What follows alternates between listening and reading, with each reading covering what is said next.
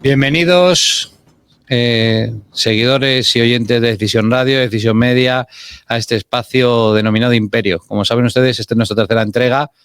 En los primeros 2 capítulos de este nuevo programa de Decisión Radio hemos ido abordando con diferentes intelectuales y gente de reconocido prestigio del continente americano las realidades de sus países y cómo entronca con el tronco común, y nunca mejor dicho, valga la redundancia, que es la hispanidad.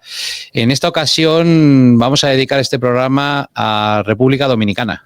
En República Dominicana tengo que decir que yo este año he podido visitarla, he estado en Santo Domingo y allí tuve la oportunidad y la suerte de conocer al personaje que nos acompaña hoy, que no es otro que Pelegrín Horacio Castillo Semán.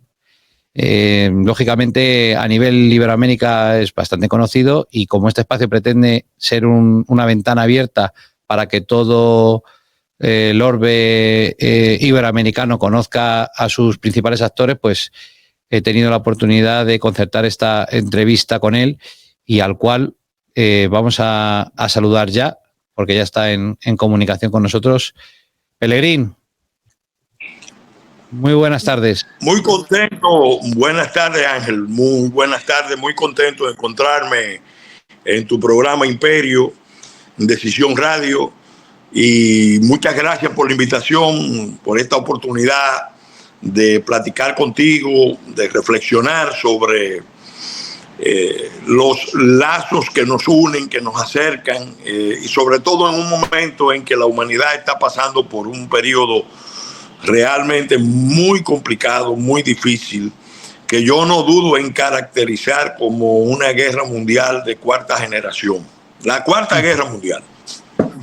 Efectivamente, yo tuve la oportunidad para todos, ahora voy a hacer una pequeña biografía del perfil de Pelegrín Castillo, porque es digna de mención, por supuesto, y yo, como comentaba antes, la suerte de poder mantener una reunión, una comida y un coloquio interesantísimo, no solo sobre la actualidad de República Dominicana, en la cual Pelegrín, no solo él, sino toda su familia, forma parte de la creación, incluso de como país de República Dominicana, y ha tenido tanto él como su familia y sus antecesores un papel fundamental en lo que es ahora República Dominicana, no solo en el pasado, sino en el futuro que nos espera, que también lo comentaremos.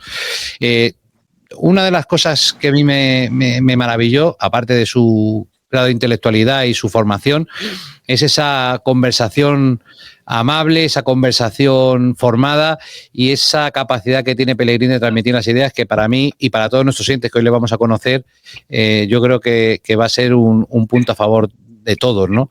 Bueno, voy a hacer una pequeña biografía, con vuestro permiso. Pelegrín Horacio Castillo Semán es actualmente el vicepresidente del Partido Fuerza Nacional Progresista y presidente del Foro Permanente de Partidos Políticos Dominicanos.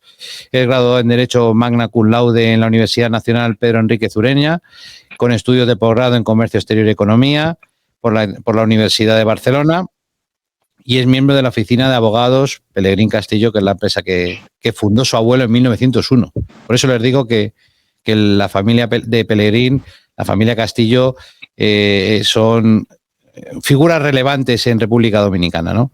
Tiene una labor muy centrada en el derecho, en el mundo de la judicatura, pero sobre todo, aparte de eso, es un historiador vivo y es un intelectual de gran altura que conoce perfectamente todo el desarrollo histórico de República Dominicana y, sobre todo, lo más importante, va a ser un actor muy importante en el desarrollo de la futura República Dominicana, país hermano, por supuesto, de la hispanidad, pero sobre todo que para mí, y esto lo digo a título personal, creo que representa ahora mismo uno de los polos más importantes, no solo a nivel empresarial y económico del continente americano, sino a nivel ideológico, por lo que representa para la hispanidad el ser el primer país en la Española, la isla de la Española, donde se funda realmente la hispanidad, porque allí nace la hispanidad.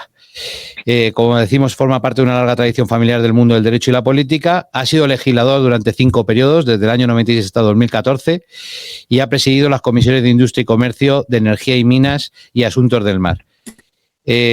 También te integra parte de las comisiones parlamentarias de amistad con países como Israel, Rusia, Taiwán y Argentina. En definitiva, como se suele decir aquí, un hombre del Renacimiento, Pellegrini. Yo no sé cómo tienes tiempo para hacer esta labor, porque además tienes tiempo para atender amigos como yo me considero tuyo y pasar un buen rato de charla sobre lo que es el futuro y el pasado de República Dominicana. Vamos a empezar un poco... Gracias por... Sí, perdona, Pellegrini, coméntame. No. Gracias por esas amables palabras de introducción, describiendo un poco lo que hemos hecho, lo que queremos hacer, y estoy a tu disposición y a disposición de los amigos que siguen Imperio. Pues, Pellegrini, vamos a empezar un poco por la actualidad de República Dominicana. Iremos un poco desde el pasado hasta el presente, y yo quiero que todos nuestros oyentes conozcan un poco, en primer lugar, la labor que tu familia ha hecho y ha venido haciendo durante este último siglo y medio para dar forma a lo que ahora conocemos como República Dominicana. Mira, mi familia tiene vínculos con la historia nacional desde antes de la independencia. Propiamente, mi tatarabuelo fue uno de los líderes del movimiento de independencia. Fue no de los principales, pero sí a nivel regional fue de los principales. Se sumó al proceso de independencia en el año 1840. Él era de los comunicados de un movimiento que fundó el padre fundador de la República, llamado la Trinitaria. Es bueno recordar que República Dominicana nace bajo la advocación de la Santísima, Justísima e Indivisible Trinidad de Dios. Ese fue el inicio del juramento fundacional de la Sociedad Secreta La Trinitaria, que precisamente se reúne un día de julio, 12 de julio, para celebrar la fiesta de Nuestra Señora del Carmen. Pero ahí, en ese día, es que se forma el movimiento que va a darle años después, cuando llegan las condiciones, forma a la República Dominicana, a la nación dominicana, que nació con un proyecto con muchas adversidades, con muchos factores en contra. Entonces mi familia se sumó al proceso, entre otras cosas porque tenían vínculos familiares con uno de los líderes principales, que es padre de la patria, Ramón Mella Castillo. Era el ahijado y sobrino de mi tatarabuelo. Él es el que involucra a mi tatarabuelo Manuel Castillo Álvarez en el proceso de sumar la región norte y específicamente la región nordeste, la ciudad de San Francisco de Macorís. Fíjate los nombres de Santo Domingo: San Francisco, Santiago, San Pedro, Asua de Compostela. Eran nombres muy desde la colonia, son comunidades que venían ya desde la colonia. Entonces ahí nosotros, la familia se involucra en la parte política y en la parte militar, porque hubo que hacer un esfuerzo todo el mundo para la defensa del país. Posteriormente, 17 años después, el hijo de Manuel Castillo se suma al esfuerzo de la restauración de la República. Esa restauración vino después de la anexión a España, que la hizo un líder muy poderoso que logró afirmar la independencia durante 17 años, pero bajo la presión de los acontecimientos, con mucho descreimiento, como tenían muchos, de que no iba a poderse mantener la independencia sin apoyo de de una potencia, bueno, ahí hizo una anexión a España que la mayoría de la población no aceptó, porque ya, como había predicho un diplomático español en Washington, ya República Dominicana tenía una experiencia de 17 años de nación libre, soberana, con precariedades enormes, pero libre, soberana. Había rechazado en 5 campañas la invasión haitiana militar y había vencido, pero a futuro había mucha descreencia, y entonces ese diplomático español en Washington le advirtió a la corona, al gabinete de entonces, que no era conveniente la anexión, pero sí fortalecer los vínculos. Primó en el concepto de que se podía integrar a República Dominicana de nuevo como provincia de España, y obviamente la coyuntura internacional era favorable para esa visión, porque en Estados Unidos empezaba la guerra de secesión, y entonces la doctrina Monroe, que había sido elaborada por los norteamericanos en 1823, América para los americanos, no tenía manera de concretarse, y Estados Unidos se mantuvo al margen. Pero el país luchó por recuperar su independencia, y ahí mi bisabuelo, Manuel María Castillo Medrano, se convierte en uno de los generales del proceso restaurador. En total, eso fue un proceso que la guerra duró 2 años y medio. Y fue una guerra fuerte, fue una guerra amplia, popular, se involucró todo el mundo. Pero fíjate cómo terminó. Terminó sin agravios. Fíjate que a pesar de lograr recuperar la independencia, los manifiestos de casi todos los líderes del proceso de independencia ponían mucho énfasis en que no había agravio con España, como que todo fue un grave error, tanto del liderazgo nacional como del liderazgo español. Y eso ayudó a que las relaciones con España no quedaran lesionadas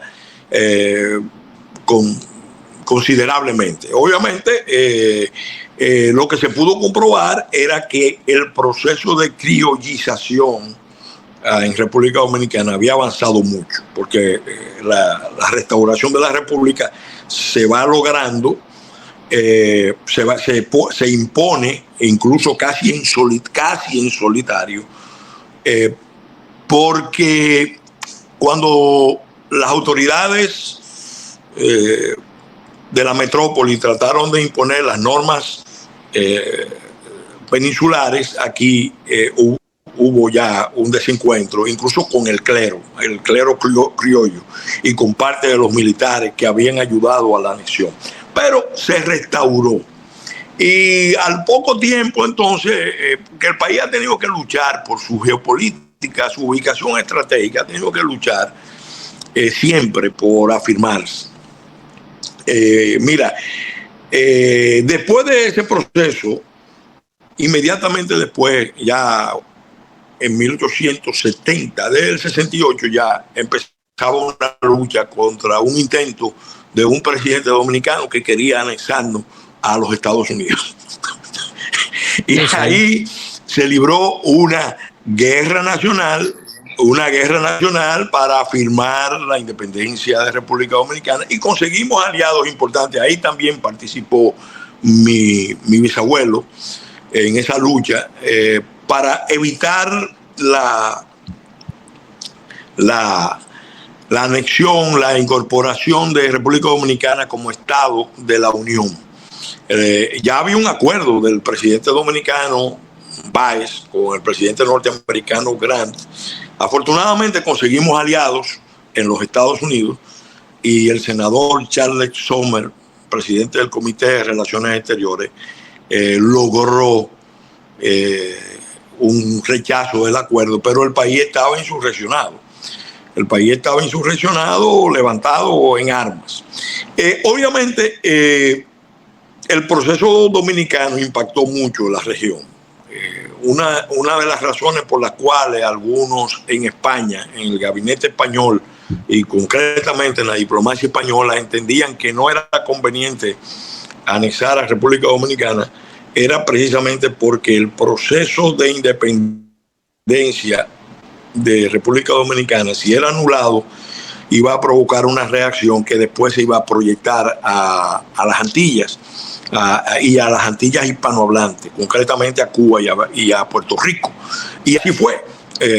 Después que República Dominicana recupera su independencia, paradójicamente, las tropas dominicanas que marcharon a Cuba y marcharon a Puerto Rico, en Cuba y en Puerto Rico, pero sobre todo en Cuba, fue el caso del generalísimo Máximo Gómez, se convirtieron en aliados de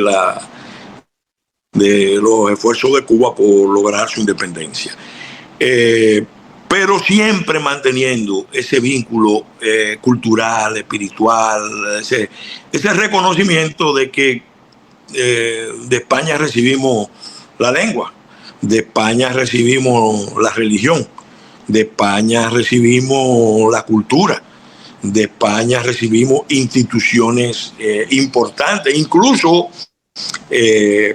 reglas de derecho fundamentales que hoy son fundamentos del orden internacional, del derecho de gente, del moderno derecho internacional, de las personas y de los pueblos.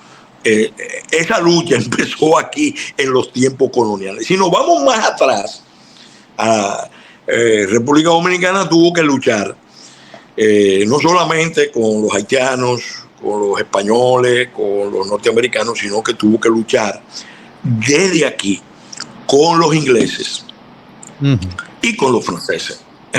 Eso fue una lucha tremenda. Y esa lucha en el periodo colonial se hacía por parte de los criollos, fundamentalmente, más que tropas españolas. Aquí lo que habían eran milicias criollas que se identificaban claramente con España. Por ejemplo, hay una leyenda muy extendida de que quien vence a Francia en la isla de Santo Domingo es Haití, y es verdad.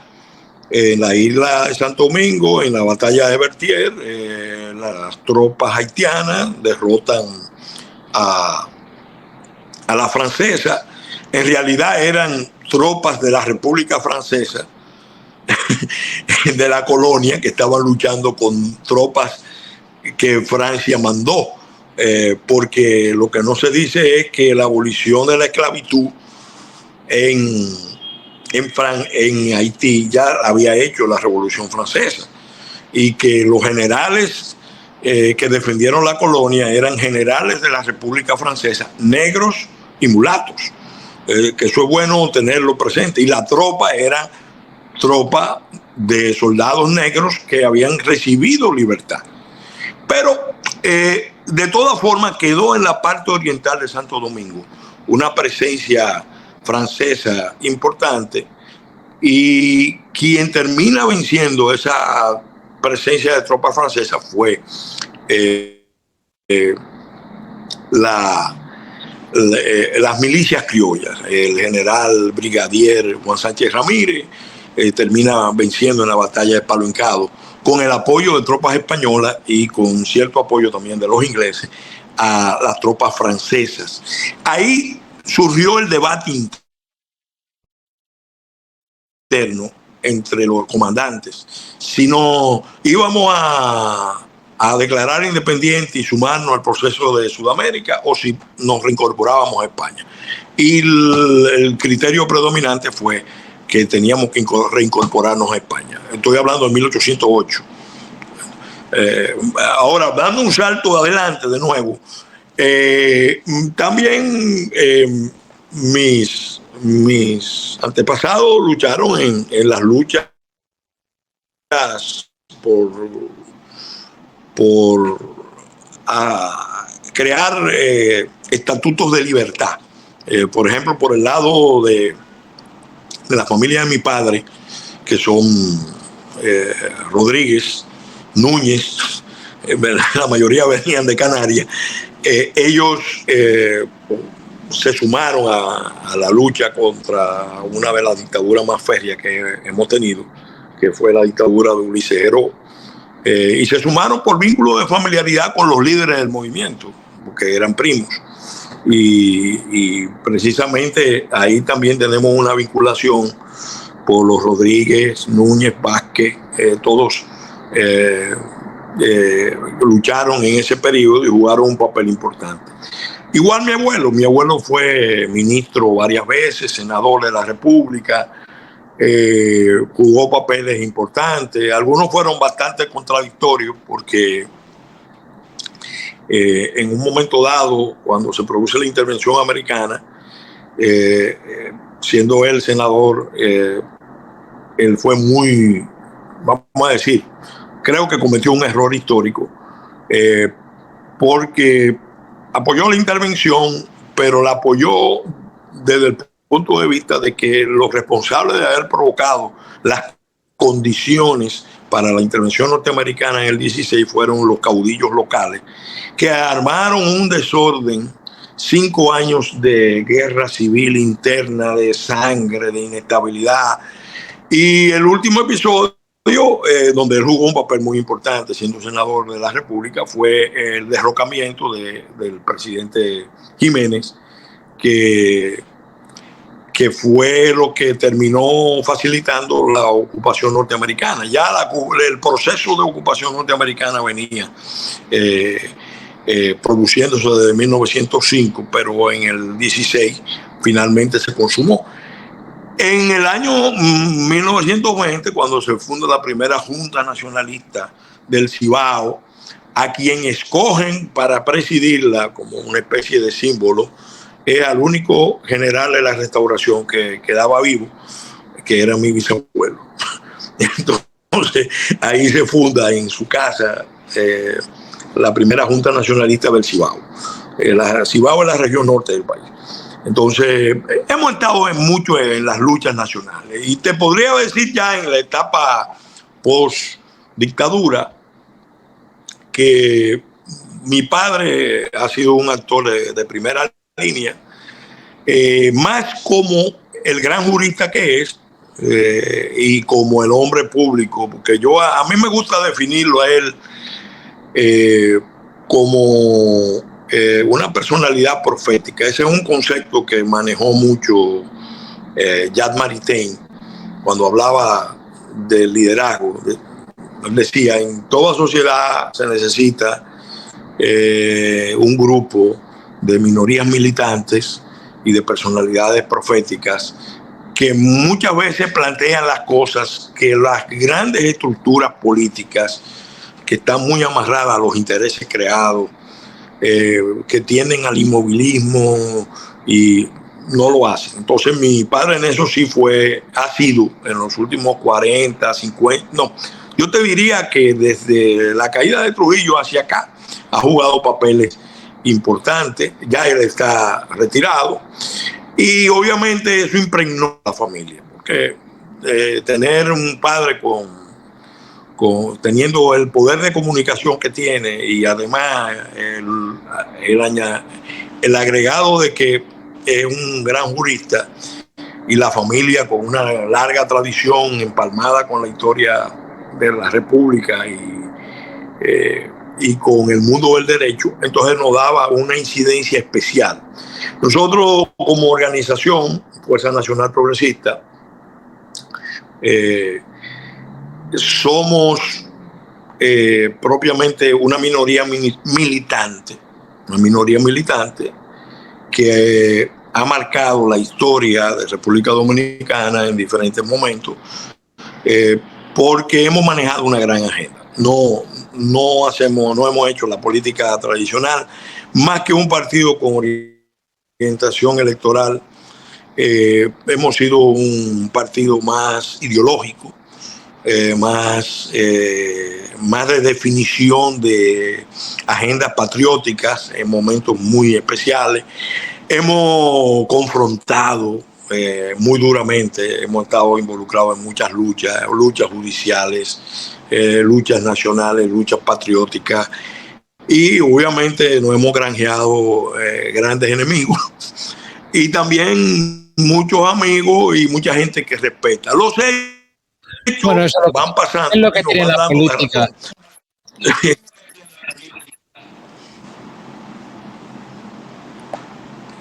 Sí, yo Pellegrín, yo creo que Sí, sí. por eso yo te presentaba Y se resume. en la parte que te toca histórica, aparte de tu padre, pero es un resumen que entronca desde la raíz, desde el nacimiento, incluso de lo que todavía hasta la actualidad, la importancia de tu familia en el desarrollo del país. Pero yo ahí te quería comentar y preguntarte alguna cosa, porque yo creo que Sí, ya troncamos un poco con la actualidad. Hablaremos luego del sí, canal que juegas tú principalmente sí. en la sociedad dominicana. Yo creo que hay un tema que no se puede pasar por alto y que seguidores de lo que pasa en el continente americano, pero es el tema de Haití. El tema de Haití, que no es un tema que ahora está muy de actualidad y que representa un gran problema. Yo creo que diría el principal problema que puede tener República Dominicana, no solo a nivel internacional, sino a nivel nacional. Y esto, desde el contexto histórico, me gustaría que hicieses un pequeño resumen de por qué la situación con Haití actual no es un problema coyuntural, sino que es un problema histórico que se viene arrastrando durante prácticamente 2 siglos, que incluso efectivamente República Dominicana, aunque nació como país independiente de Haití, porque Haití era una parte de lo que representa la isla de la Española, entregada a los franceses en su momento, llega un momento que ocupa la parte occidental de la isla, oriental de la isla, que es lo que ocupa ahora República Dominicana, y hay Sí. diferentes episodios históricos en estos últimos 2 siglos. Esa relación de Haití frente a República Dominicana ha hecho que el sentimiento como patriótico de República Dominicana esté muy presente en el pueblo dominicano, precisamente por estos intentos por parte de Haití de ocupar la parte oriental de la isla. Coméntanos brevemente de dónde surge este conflicto. Lo que sucede con Haití es algo dramático, muy doloroso, muy triste. Haití es un estado colapsado, es un estado fallido. Y todo el mundo lo sabe. Todo el mundo lo sabe. Lo saben los organismos internacionales, lo saben las potencias, lo saben los países de la región. Pero lo más triste, lo más doloroso de todo, lo más difícil, es que también es un estado desahuciado. Ha sido descartado, ha sido declarado irredimible. Y obviamente eso tiene que ver mucho con el hecho de que en la historia hay muchas responsabilidades. Responsabilidades de las potencias, concretamente original de Francia, pero también de Estados Unidos. Y no voy a excluir a los países de la región. Haití desde el principio fue aislado y también se autoexcluyó. Y ese proceso haitiano es un proceso singular, porque ellos, para afirmarse como nación, se dispusieron a levantar los elementos esenciales de su identidad, que son la negritud, el creol y el vudú. Eso históricamente ha sido así. Eso tuvo consecuencias, consecuencias tremendas, porque Haití quedó como una especie de gueto internacional. Y Estados Unidos, en el marco de la Guerra Fría, consolidó la dictadura de Duvalier, porque tenían al lado a Cuba. Y la dictadura de Duvalier fue en la línea de una dictadura no desarrollista, muy afirmada en mantenerse contra viento y marea, pero con unos costos humanos, sociales, medioambientales terribles. Entonces, cuando cae la dictadura de Duvalier, que más o menos coincide el proceso con el ascenso al poder de Gorbachev y ya la terminación de la Guerra Fría, Duvalier cae en el 86. Bueno, ahí mismo, en el 86, se acelera el proceso de descomposición del campo socialista y de la Unión Soviética. Y entonces, Estados Unidos, consciente del problema geopolítico que estaba planteado con un Estado fallido en su tercera frontera geopolítica, opta por impulsar junto con la Unión Europea un enfoque que es equivocado, que es profundamente equivocado, que es el enfoque de asignarle a República Dominicana el papel de Estado pivote, de Estado tapón de una crisis internacional, para que se convirtiera en el buffering, en la zona de amortiguamiento de esa crisis. Y yo te podría decir y probar, obviamente eso amerita muchos programas, que desde mediados de los 80 hasta la fecha, lo que ha prevalecido es ese esquema que ni ayuda a Haití a salir a camino y sí termina desestabilizando, afectando a República Dominicana. Ahora mismo en República Dominicana, datos oficiales del Ministerio de Interior y Policía, en un territorio de 48.000 kilómetros hay 474 asentamientos haitianos en crecimiento, con una población que, siendo conservador, se puede cifrar en unos 2 millones. 2 millones de haitianos, la gran mayoría en situación de ilegalidad. ¿Qué ha pasado? Bueno, ha pasado que en los últimos años se han dado una serie de contradicciones en Haití que se han ido complicando. Fíjate que cuando se da la crisis del 92-94, la diáspora haitiana demuestra su poder en Estados Unidos, convenciendo al presidente Clinton de que debe reponer al presidente Aristide usando fuerza militar. Y Estados Unidos lidera el proceso de reposición del presidente Aristide, a pesar de que había sido derrocado por el gobierno, con la anuencia, el beneplácito del gobierno del presidente Bush, su antecesor. Y eso lo refiere en el legado de ceniza Timothy Laker, hablando de la perplejidad que tenían las autoridades norteamericanas, porque ellos habían derrocado al gobierno de Aristide,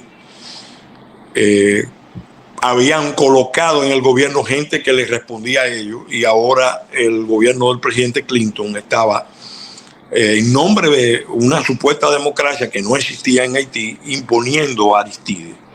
Pero lo hacía por la influencia de la diáspora haitiana y la alianza de la diáspora haitiana con el caucus afroamericano, que es un actor que nunca podemos perder de vista. Uh-huh. La diáspora haitiana es muy poderosa en Estados Unidos, ahora más que nunca en la administración Biden, lo mismo en Canadá y menos en Francia, pero no deja de ser importante. Entonces ellos básicamente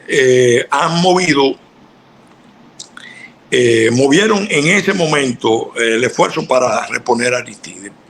En ese momento a República Dominicana, al presidente Balaguer, se le pidió que abriera el territorio dominicano para recibir campamentos de refugiados.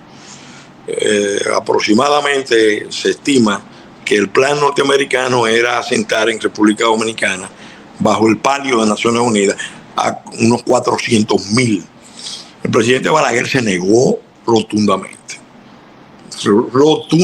Incluso empezó a romper el bloqueo porque se dio cuenta de que un bloqueo tan extremo iba a provocar un efecto de derrumbe de Haití, y el derrumbe de Haití se iba a reflejar en un éxodo masivo hacia República Dominicana, porque los haitianos en un estado colapsado tienen dos vías: o se van por mar a la Florida o a los territorios franceses del Caribe, o a los territorios ingleses del Caribe como Turcas y Caicos, o a los países de CARICOM, que son de la mayoría de la Commonwealth, o vienen a República Dominicana, que es la vía más fácil. Eso fue la experiencia del 94.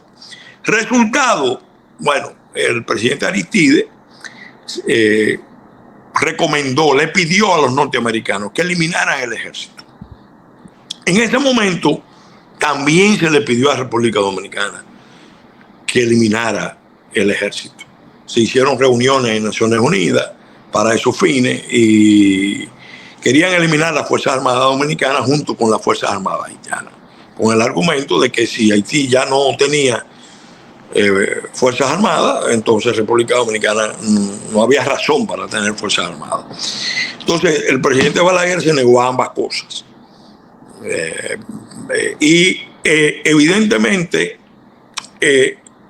ahí el país vio el enfoque o el desenfoque, para decirlo con más propiedad, de la comunidad internacional, de la Unión Europea y de los Estados Unidos con relación al problema. Porque lo que correspondía desde el principio era, bueno, si es un Estado fallido y es el único en las Américas que tiene esa condición, bien vale la pena hacer un esfuerzo de rescate y reconstrucción, que es el planteamiento que venimos haciendo muchos. Yo soy de los abanderados de ese planteamiento desde antes de entrar al Congreso. Ya en el año 1990 surgía un movimiento nacional, Unión Nacionalista, que agrupaba a muchos líderes nacionales de opinión planteando el tema del Estado fallido y de la irresponsabilidad de la comunidad internacional, que buscaba una fórmula minimalista. Lo que se pudo ver con el paso del tiempo es que también ellos estaban concibiendo la idea de un intercambio de poblaciones. Bueno, los haitianos que vengan a República Dominicana y los dominicanos que se vayan al exterior, se vayan a Estados Unidos, que se vayan a España, que se vayan a Canadá. Entonces, obviamente, es un error histórico, porque Haití es una nación emblemática, con un Estado colapsado, un Estado fallido. Nosotros somos una nación igualmente emblemática. Somos, vamos a decir, la nación más antigua como nación, como comunidad nacional, no como Estado, pero como comunidad nacional somos el grupo más integrado de América. A mí me gusta decir que nosotros somos la vanguardia de la raza cósmica, porque aquí precisamente durante ese proceso de colonización, de presencia española, se fue dando algo que no se ha dado en muchos países y aquí se ha dado con mucha fuerza, que es la mezcla de españoles con indígenas en una primera etapa y luego con descendientes de africanos, esclavos.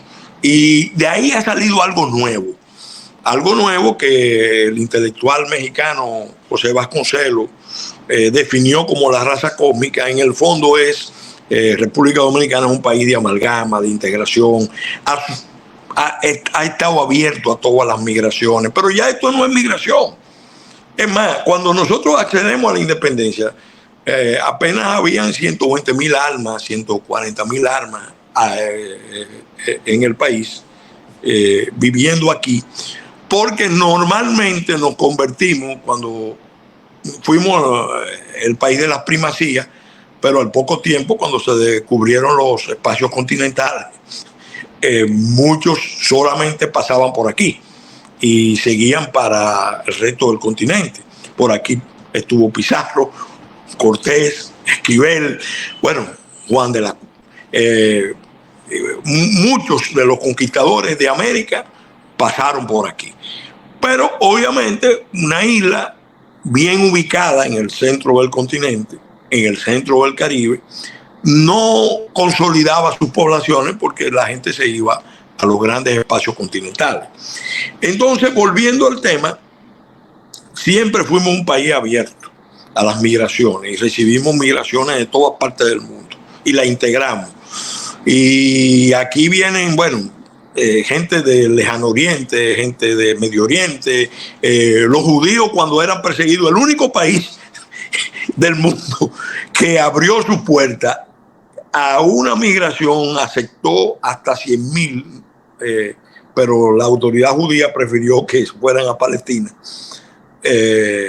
Y entonces vinieron apenas unos cuantos miles y se ubicaron aquí. De modo que siempre hemos sido un país de amalgama, de integración, destacando esos rasgos, pero al mismo tiempo poniendo muy claro de que la raíz nuestra principal es hispanoamericana. Entonces, eso no se dio en Haití. Eso no se dio en Haití. Y ahora ya los dominicanos están viendo que esto no es un problema de migración, esto es un problema de ocupación, esto es un problema de pérdida de cohesión territorial y social, esto es un proceso de balcanización. Y lo peor de todo, y yo lo estoy denunciando permanentemente, es que nos están planteando un escenario de guerra civil, ahora es de baja intensidad, pero con potencial a escalarse en los próximos meses. Porque hacia Haití están fluyendo armas que vienen de Norteamérica, que vienen de Sudamérica, mercenarios que vienen de África, que vienen de Medio Oriente, que vienen de Sudamérica, que vienen de Norteamérica, equipos de comunicación. En otras palabras, se está preparando un escenario de guerra en Haití. El presidente Abinader asumió, se hizo intérprete de un clamor nacional, de un movimiento en el que nosotros hemos estado participando hace muchos años y que empezó a tomar una forma más institucional bajo el liderazgo del Instituto Bartiano, donde estamos planteando, miren, la comunidad internacional no puede seguir pretendiendo que nosotros vamos a ser el estado pivote de Haití, el estado tapón de esa crisis. Llegó el momento de hacer justicia histórica con Haití, de hacer un esfuerzo en serio, que no se ha hecho, de reconstrucción de Haití. Mira, Ángel, ni siquiera después del terremoto, yo era diputado, se hizo el esfuerzo. Aquí en Santo Domingo se hizo la cumbre. El presidente Fernández reunió delegaciones de muchos países para el tema de la reconstrucción de Haití. Y hubo dos presidentes norteamericanos, el presidente Clinton y el presidente Bush, que asumieron públicamente la responsabilidad de trabajar con la reconstrucción de Haití. ¿Qué pasó? El presidente Bush rápidamente se dio cuenta, con un viaje que dio a Haití, de que el esquema que se estaba buscando no iba a funcionar. ¿Por qué? Porque era un esquema que descansaba más en la visión de negocio, de ONG, de canalizar las ayudas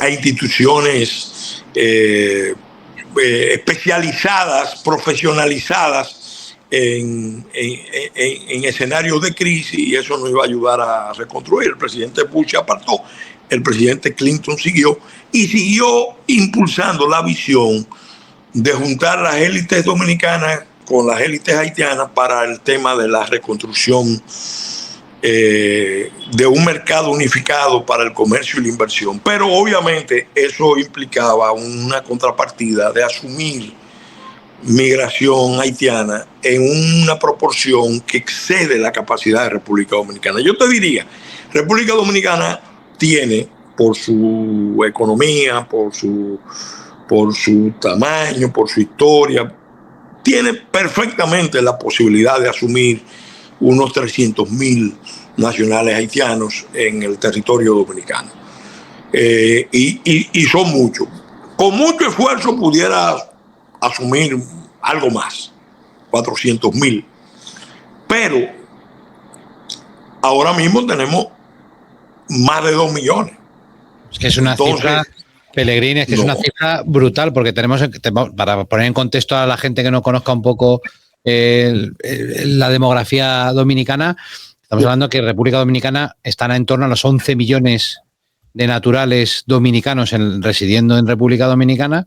Estamos hablando de que prácticamente un 20% de la población, que se dice pronto, está de manera regular o irregular ocupando territorio dominicano. Claro, es que esto es un dato importante, porque no es solo un hecho de... Por eso es importante lo que remarcabas tú, Pellegrini, y yo creo que esto que quede claro a todos nuestros oyentes, porque esto nos oyen en muchas partes del mundo, no solo en España, pero a los españoles que no puedan conocer un poco la realidad del problema de Haití, hay que recalcar que esto es un problema internacional. Lo que no se puede cargar es la responsabilidad de la gestión de un Estado fallido como es Haití, no de ahora, histórico, desde su nacimiento hasta la fecha.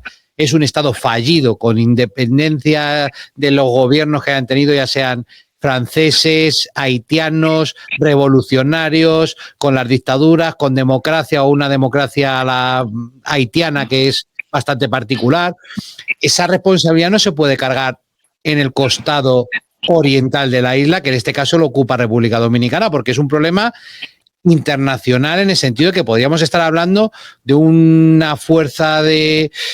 podemos hablar, por ejemplo, para hacer un símil que aquí en Europa se puede entender muy fácilmente, un tema como un país africano, un tipo Somalia, que es una crisis humanitaria, porque no estamos hablando de que haya un problema, es decir, coyuntural, de bueno, hay una etapa de dictadura, hay unos problemas, no, que eso se puede asumir y el país vecino, pues lógicamente apoya, ayuda, lo que sea. Estamos hablando de que 200 y pico años de necesidad histórica humanitaria ya es un problema crónico. Y cuando los problemas crónicos se lo intentas aplicar a la resolución al país vecino y que se lo coma, hablando mal y pronto, él asumiendo una carga de población que no está capacitada, porque el tamaño de República Dominicana, lo volvemos a repetir, 10 millones de habitantes, no llega a 11, asumir un 20% de población de manera regular, colapsa servicios públicos, colapsa temas de seguridad, colapsa temas de educación, porque claro, 2 millones de personas, asimilarlas del tirón en estos últimos 20, 30 años de ocupación ilegal de un país, es un gasto de ahora mismo República Dominicana. Y ya te diría no República Dominicana, cualquier país del mundo no podría asumir. Entonces, esto que se lo intentan endosar a un país como República Dominicana, un problema internacional, es el primer fallo de base. A partir de ahí, República Dominicana, como ha hecho históricamente, podrá ayudar. Ha ayudado con el tema del terremoto, ha ayudado en diferentes episodios históricos, pero no se puede cargar la tinta sobre solo República Dominicana. Y el problema que hay ahora mismo es que encima los diferentes estados, liderados muchos de ellos por la Unión Europea y por Francia, por eso es la implicación de la Unión Europea, por el peso que tiene Francia en la Unión Europea, es el que lidera que República Dominicana sea la que asuma esto. Pellegrini, como quedan 7 minutos de programa, yo querría hacerte la última pregunta para cerrar este debate y decirte cuál es el futuro, presente y futuro de República Dominicana, no tanto por el tema de Haití, sino como país, que yo creo que tiene una potencialidad histórica y está ante una oportunidad de desarrollo como nunca antes en su historia ha podido tener. República Dominicana en el presente tiene una situación, vamos a decir, muy promisoria en algunos aspectos, pero también de mucho riesgo en otros. Es un país central en el continente, en el Caribe, y ahora, con motivo de todas las contradicciones que se están dando en la región, hay mucha gente que la está viendo como un destino. Y aquí están viniendo mucha gente, tanto como visitantes, turistas, otros como inversionistas, otros ya buscando una tierra de protección, de refugio, porque el continente está profundamente revuelto, desestabilizado en muchos países. Pero República Dominicana tiene, como decía, un problema, el mayor de los problemas del continente en su costado, que es Haití. Por eso la política del presidente Abinader, que se hace eco de un movimiento nacional y que la asumen también los otros partidos, es, bueno, vamos a buscar la internacionalización de los problemas de Haití en Haití. ¿Es posible? Sí. ¿Se ha intentado? No. Si eso se lograra, y ojalá se pueda lograr en el marco de una conferencia internacional, y ahí España, por muchas razones históricas que he hablado contigo mismo hablé, con otros líderes, figuras, diplomáticos españoles, España está llamado a jugar un papel importante en ese proceso.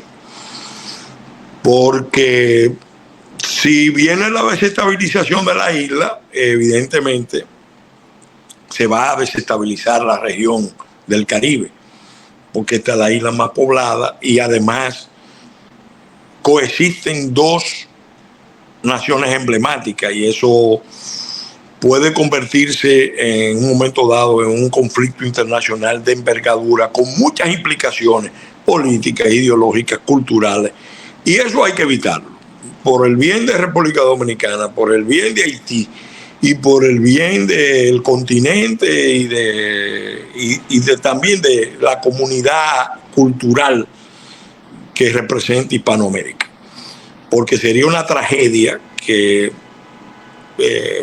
se den en nuestro continente escenarios de conflicto que se están dando en otros países, cuando aquí nunca, exceptuando probablemente la guerra que se dio entre Bolivia y sus vecinos en el siglo XIX,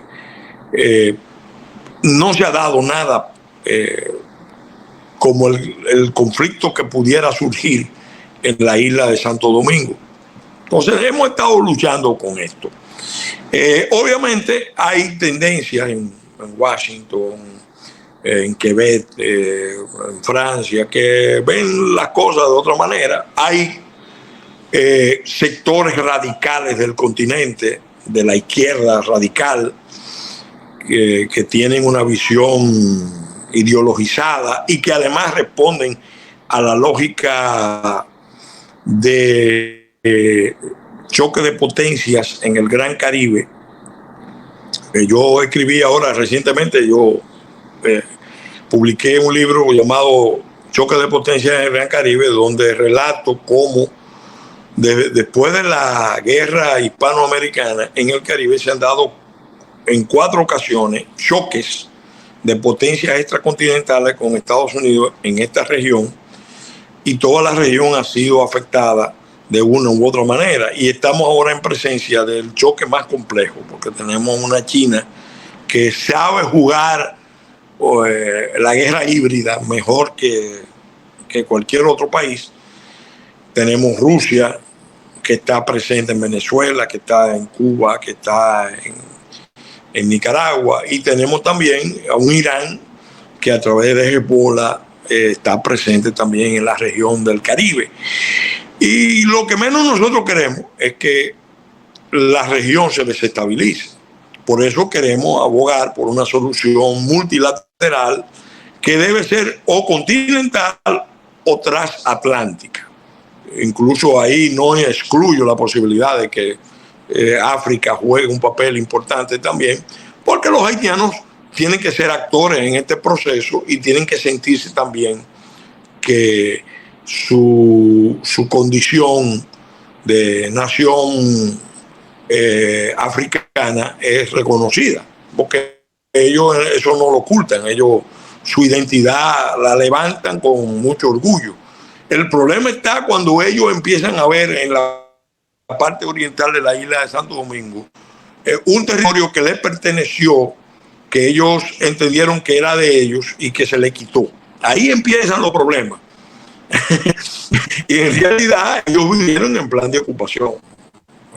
Con superioridad aplastaron la identidad Empezando por proscribir el español como idioma oficial, cerrar las iglesias, cerrar las escuelas, cerrar la universidad. O sea, todo lo que era centro de cultura y de identidad fueron eliminados en esa ocupación. Y eso es lo que trae la reacción en 1844. Pero eso ya pasó. Ahora hay que ver el presente. El dato geopolítico concreto, incontestable, es que colapsó como Estado. Pues, Pellegrín, como estamos ya casi fuera de tiempo, seguramente tengamos que hacer otra charla, porque hablar contigo es un auténtico lujo, porque es un conocedor estupendo y formado de la realidad, tanto de República Dominicana como del continente americano, y yo creo que el tema de Haití merece un capítulo aparte de debate, y seguramente desde Decisión Radio, Decisión Media Internacional lo llevaremos a cabo y te invitaremos a por ello. Yo te tengo que agradecer este tiempo que has pasado con nosotros, que yo creo que además nuestros oyentes se van a hacer una idea muy formada de lo que es la realidad histórica y el presente de República Dominicana, país al que tengo un cariño especial, y con figuras como tú, como la oportunidad que he tenido de conocerte, pues muchísimo más, ¿no? Desearte mucha suerte, que sé que el año que viene además hay elecciones en República Dominicana y que el movimiento que lideras tenga la fuerza necesaria para impulsar el desarrollo real de República Dominicana, porque se lo merece por vínculos afectivos y sobre todo por historia, ¿no? Pellegrín, te voy a mandar un fuerte abrazo desde España. Nos citaremos para la próxima reunión, porque seguramente serán magníficas y tendremos otro coloquio muy interesante sobre la actualidad. Igualmente desde aquí un fuerte abrazo y muchas gracias, reiterándote las gracias por esta oportunidad de comunicarme con este espacio tan importante, tan necesario, tan promisorio, porque la verdad es que esta conexión transatlántica sobre las bases culturales comunes que tenemos es muy necesaria.